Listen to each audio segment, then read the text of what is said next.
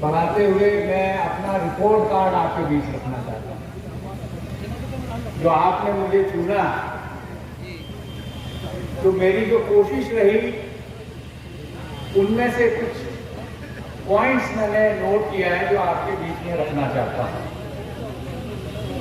सबसे अहम मुद्दा जो हमारे इलाके का है वो तालीम से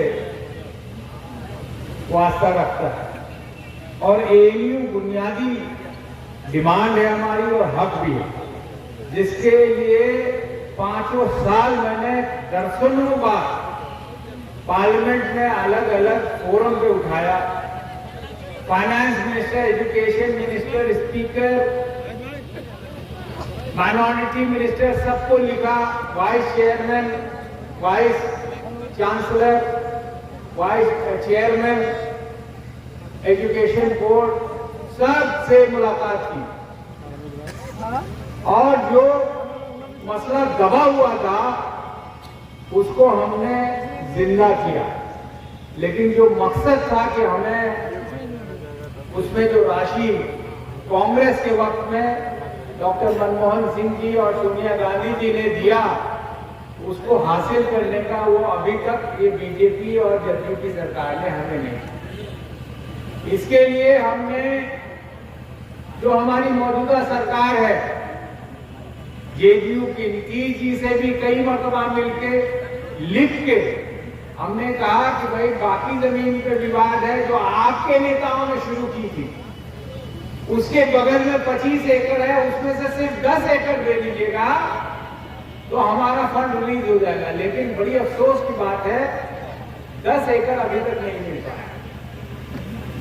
इसके अलावा भी हमारी लगातार कोशिश है, और एएमयू के ताल्लुक से मुझे खुशी है कि पहले 11वीं एंट्रेंस का एग्जाम नहीं होता था जो हम लोगों ने यहाँ पे शुरू करवाया, जिससे हजारों बच्चे, जब पहली साल हमने परमिशन दिलाया तो लगभग 2200 बच्चों का एग्जाम यहाँ किशनगंज में हुआ। तो 2200 परिवारों को अलीगढ़ नहीं जाना पड़ा, यहीं पे इम्तिहान देना। जो कुछ चीज मैंने लिखा है वो मैं चाहता हूं कि आपके बीच रखूं। कोविड के वक्त में जो तबाही हुई थी उसको देखते हुए हमने पूर्णिया और किशनगंज दोनों जगह ऑक्सीजन प्लांट लगवाया। किशनगंज में ट्रोमा हॉस्पिटल, 50 बेड का हॉस्पिटल, सरकारी मेडिकल कॉलेज के लिए, एम्स के लिए लगातार दर्जनों बार पार्लियामेंट में उठाया। आपने देखा होगा कोई ऐसा मुद्दा नहीं है जो हमने पार्लियामेंट में आपकी आवाज ना पहुंचाई। ऐसे जगह का नाम हमने वहां लिया जो हिंदुस्तान के लोग जानते भी नहीं थे कि भाई वो इलाका में इस तरह का भी कोई गांव है या शहर है या टोला है। चाहे वो कटाव का मसला हो, चाहे पुल का हो, चाहे सड़क का हो, अगर बिहार में जो एमपी के माध्यम से होता है पीएमजेएसवाई, कहीं सबसे ज्यादा काम हुआ है वो आपके किशनगंज लोकसभा में। और सिर्फ सबसे ज्यादा नहीं, बाकी एमपीज के तुलना में कई गुना ज्यादा जो हमसे नंबर 2 में होंगे उससे कम से कम 5 गुना काम आप लेके आए। और वो तब हुआ जब हम आपके बीच गए। हमारे एक साथी ने कहा कि आपको घूमना होगा, इसमें कोई शक नहीं कि हमारे लोग चाहते हैं कि ज्यादा से ज्यादा घूमें। हमारी कोशिश रही, इससे पहले भी मैं 4 बार किशनगंज और ठाकुरगंज के लोगों ने मुझे विधायक बना, मिनिस्टर भी बनाया आपने। जितना मेहनत 20 साल में नहीं किया, इस 5 साल में मैंने मेहनत, जिसमें से 1 साल कोविड में चला गया। हम एक रजिस्टर मेंटेन करते हैं अपने गाड़ी में, जब तेल भरते हैं कितना पैसा का तेल, किस तारीख को कितना तेल, कितना किलोमीटर।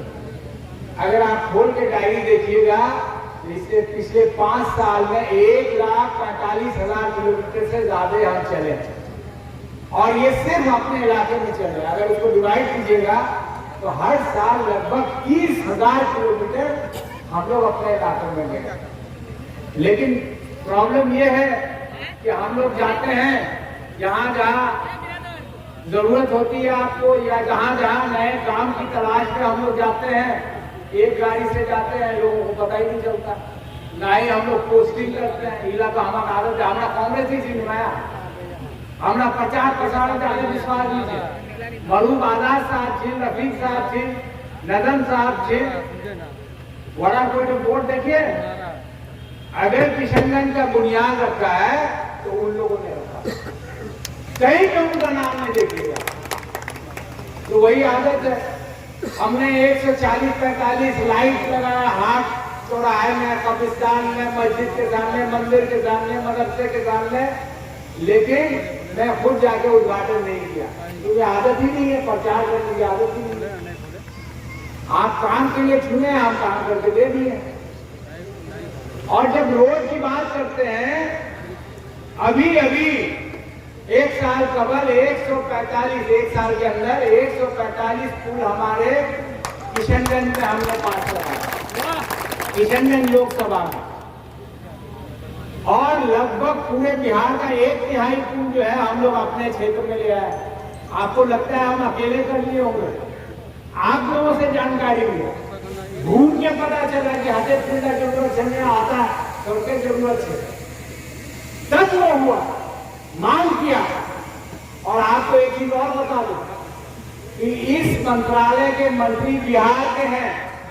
जब उनको सूची आई, वो बोले कि भाई जावेद साहब को 145 पुल मिला और हम उसके मिनिस्टर हैं, हमको सिर्फ 4, ये कैसे हुआ? अब आप ताजुब कीजिए। तो हमने दिल्ली में कहा कि भाई आप अपना मांगिएगा नहीं तो विभाग कहां से देगा? आपको जानकारी होना होगा ना कि कहां पर की जरूरत है, आपको नाम तो देना होगा नदी का, नाला का और जगह का, तब ना पुल बनेगा, तब ना इंजीनियर जाएगा, तब ना रिपोर्ट बनाएगा। अभी हाल में एक बहुत बड़ा पुल बन रहा है भैरवेली में, शिलान्यास हम मजबूरी में किए, क्योंकि एक चिट्ठी आया विभाग से कि जितना अभी पास हुआ जल्दी शिलान्यास चाहे सामूहिक करिए, जिस तरह प्रधानमंत्री करते हैं। क्यों? क्योंकि 3 महीना इलेक्शन चलेगा, हो सकता है रुक जाए। हम भी भागे भागे हर जगह गए कि भाई रुकना नहीं चाहिए, तो बरसात हो जाए, बरसात से पहले काम आधा आधी निकल जाएगा, बरसात के बाद पूरा हो जाएगा, नहीं तो बरसात के बाद शुरू होगा तो 2 साल चल जाएगा, और जो एस्टिमेट है वो डबल हो जाएगा। तो हम गए, हमारे साथ MLAs भी थे और हम लोगों ने वो काम किया। आपको एक ब्यौरा देना चाहता हूं, ये 5 साल में हमारे कलम से और आपके मदद से 157 सड़क बना और 237 पुल बनाया हमने और बन रहा है। रोड की लंबाई 1180 किलोमीटर और इसकी लागत है 933 करोड़ रुपया। जरा सोचिए आप, रेलवे हम लोग बचपन में सुनते थे गलगलिया अररिया, हो सकता है 1-2 महीने में वो शुरू हो जाए। 111 किलोमीटर का रेलवे गलगलिया से अररिया, इसकी कीमत 2145 करोड़ रुपए। वही नेशनल हाईवे, हमने कहा कि भाई दुनिया भर में आप जो है नेशनल हाईवे और ग्रीन वे और सुपर वे बना रहे हैं, हमारे इलाके में भी ये जरूरत है। और अररिया से लेके NGP तक ठाकुरगंज बहादुरगंज होके सड़क बन रहा है जो कंप्लीशन पे है। इसकी लागत लगभग 3100 करोड़ रुपए।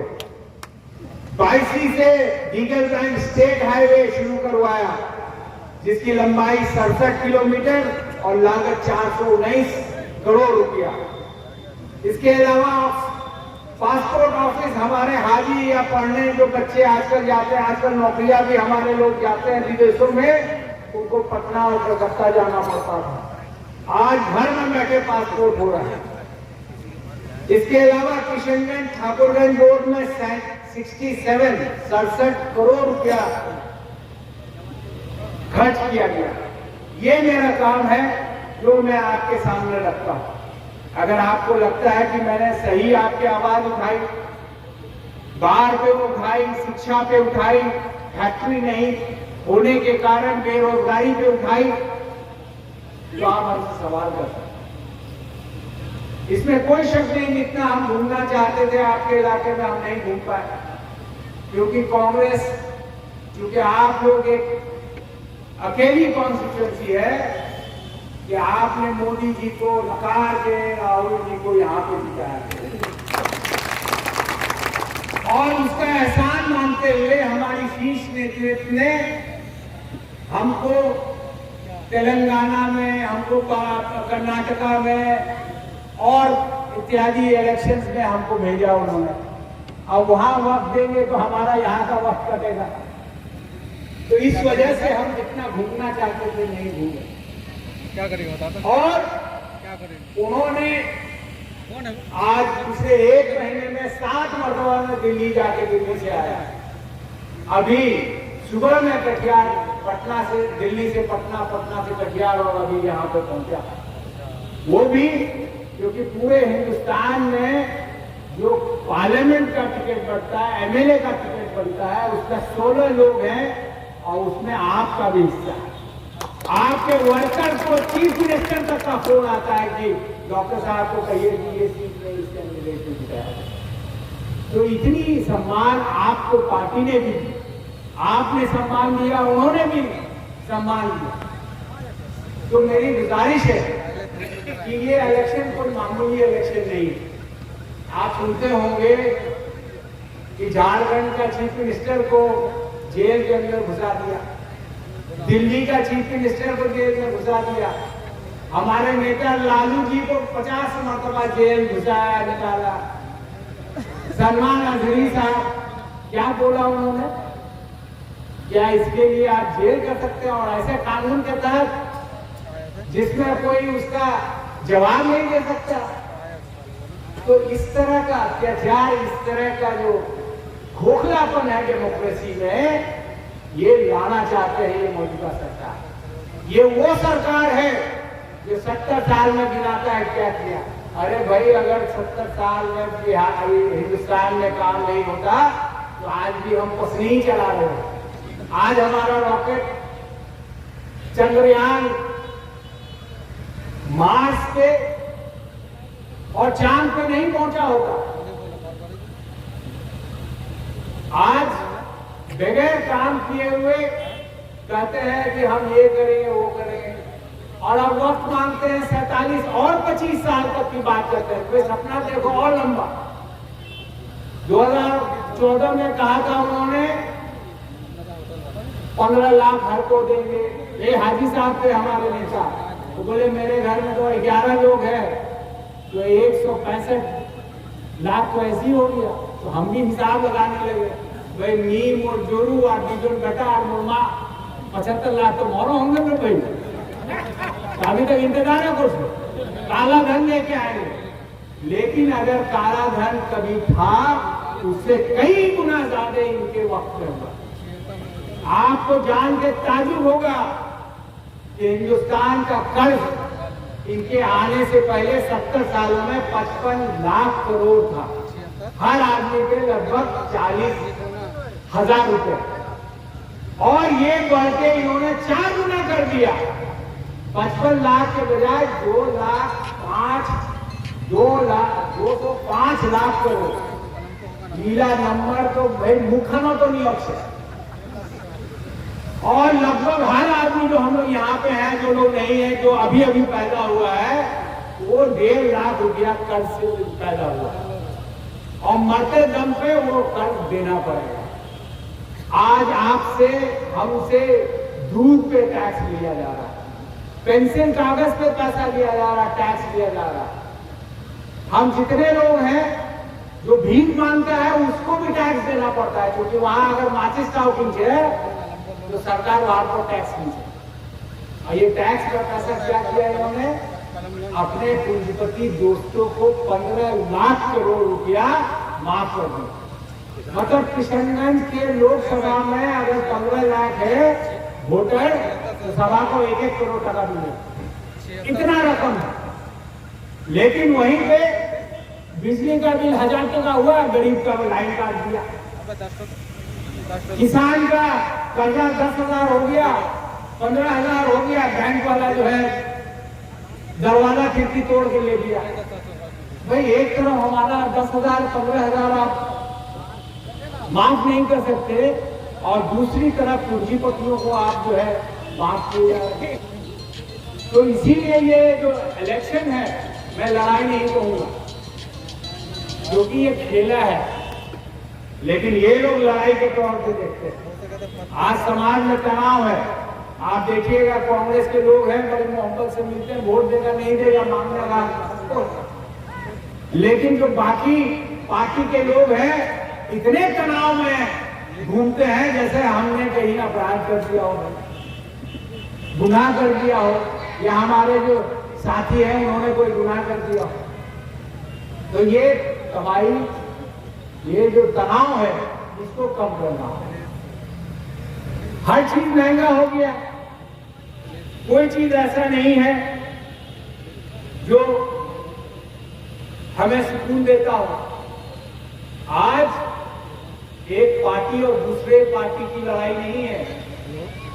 आज जो फैसला है आपके हाथ में, आपको ये फैसला है करनी है कि ये हिंदुस्तान क्या कोई प्रधानमंत्री चलाएगा या चंद पैसे वाले बिजनेसमैन चलाएगा, ये आपको तय करना है। मुझे याद है एक वाकया मैं बताना चाहता हूं। मरहूम